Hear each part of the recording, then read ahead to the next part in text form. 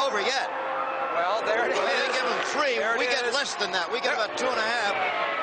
Okay, I don't think... Well, now, you don't need to measure seconds. You can see them. You see it now.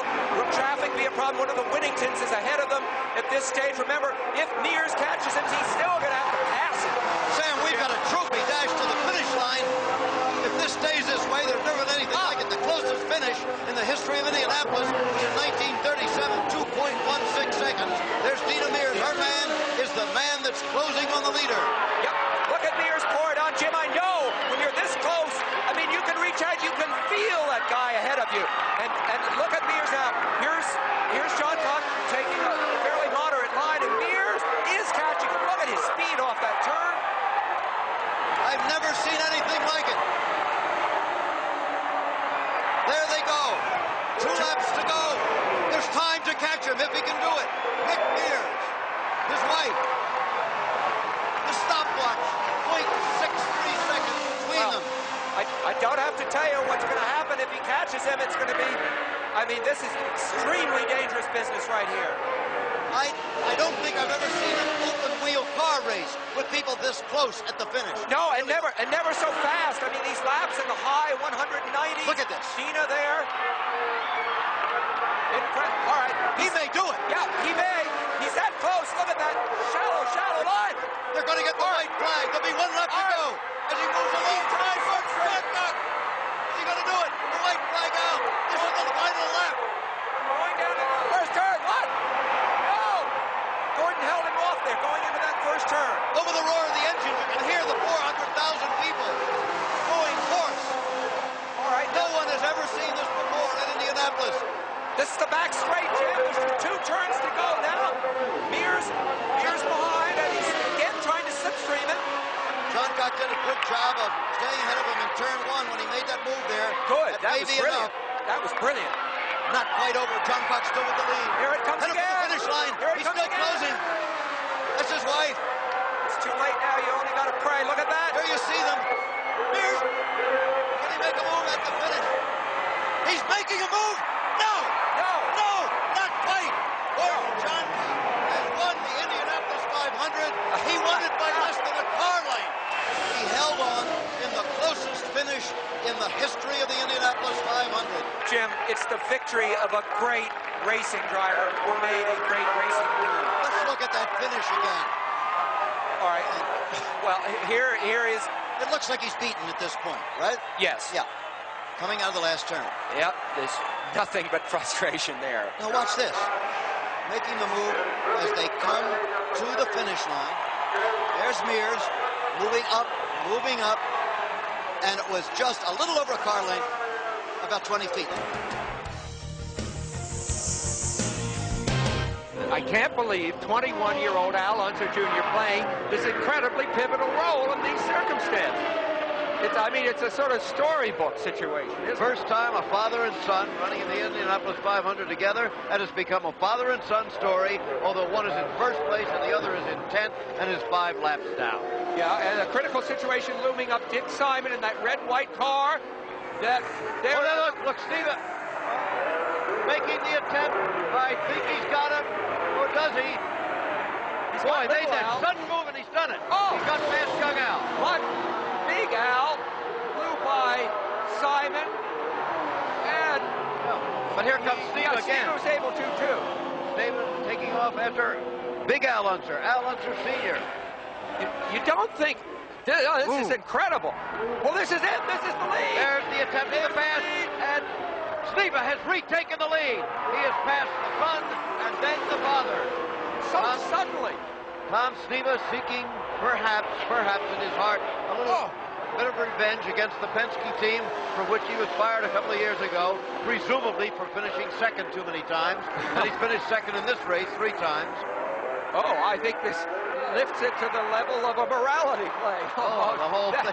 That was quite a move by Tom Sneva. You almost wonder if concern for his fuel. Jim, I'm just trying to put the pieces together right now. Perhaps he had backed the boost down, coasted in the draft of the 2 Unser cars for a little while, and then turned the boost up, because now that he's by, look at him, he's pulling away dramatically. With no problem. And there's Al Unser Jr. passing his father again. Not for position. Not for position, No. of course. Yeah. Physically passing him on the racetrack. Yep. He may not maybe even... he figures if he can get in front of Steve, he can block him for a while. I know. That'd be tough to do right now. He may not even have meant to go by in a sense. I mean, it was a question of he had the momentum, and it does show you, by the way, the effect of getting slowed up in traffic, Jim. There's George McNaughty. Thumbs up. Great stuff. Less than 10 laps to go in the race. Steve just spreading out that lead. If he has no fuel problems, nothing else happens, it looks like he is going to win his first Indianapolis 500. Here's the white flag. 1 lap to go for Tom Steva, and he'll win his first Indianapolis 500. Oh boy, what a moment this always is, and for him especially sweet.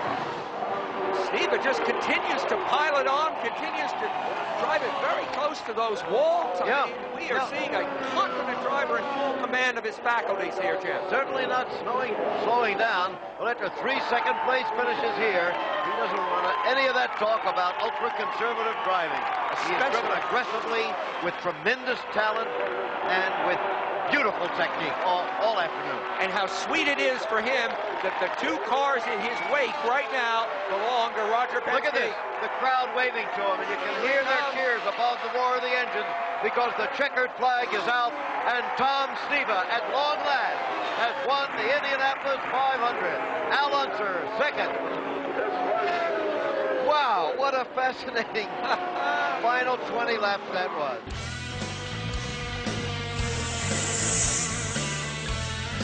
Danny Sullivan going down low.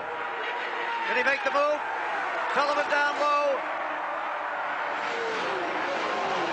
Side by side, Sullivan has the lead. Danny Sullivan and just at that moment, losing control of the car, doing a magnificent job of not hitting the wall and continuing in the race.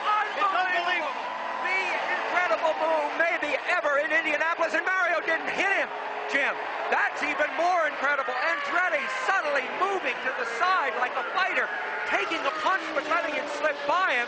Sullivan at 200 miles an hour recovering from that spin. You have to go back to Jim Clark in 1964-5, Jim, to get a move like that on this racetrack. I've never seen anything like it on the Indianapolis racetrack. Incredible. Unbelievable, but he's going to come in. That may have caused problems in the car. That is absolutely unbelievable what we saw. Of course, he must now stop because he's flat-spotted those tires. He's coming down that very rough pit lane there, which keeps the speeds down. Listen to the cheers for him. Oh, it's incredible. This place has come alive, and of course, Andretti is in the pits too, both the leaders. But Sullivan is going to have to change all 4 tires because of that. Mario will go back out. You see, they're even changing that left front tire, which they never change. Well, that'll cost him the lead, no question of it, but Danny Sullivan is back out on the race course. I have never seen a person take a spin like that and begin to slide towards the wall and still recover. Let's have another look at it. We're going to have slow motion here in just a moment. I'll tell you exactly what I think happened, Jim, even before seeing it. Aerodynamic effects. Watch what happens. I'll bet you that as Sullivan gets in front of Mario, no, I'm dead wrong. It's running over that the white line. The very thing that he was doing that made him so fast, I think, tripped him in this one move. Yeah, Mario's too far back, I think, to have had a rear guard aerodynamic effect. But all right, now, Andretti faced with the moment of his driving life. He can't see where he's going. Fades slightly to the left by a miracle. Sullivan stays wide enough to the right, hits nothing, and we may have seen the most dramatic moment of racing certainly that we're going to see this year. Incredible. Sullivan has worked as a janitor, a cab driver in New York, a hand on a chicken farm, a waiter, a lumberjack, a sod cutter, but I don't think he's ever worked at a job quite like this, the winning of the Indianapolis 500. Here comes the white flag, 1 lap to go. For the 35-year-old who, at the point you make so well, Sam, he is known as the swinging bachelor of the circuit, but he has paid his dues. All the menial jobs he had with 13 years of racing behind him. Yes, he has, but for all of the things that I hope and wish for Danny Sullivan, and I'm one of his greatest fans, this man, Mario Andretti, looks as if he's headed for defeat today. On the day he said he had the best chance ever in his 20 years to win the Indianapolis 500. I feel incredibly for Mario, who put so much work and so much hope into this and is coming up short just a few seconds worth. The old American hero will lose the race. The new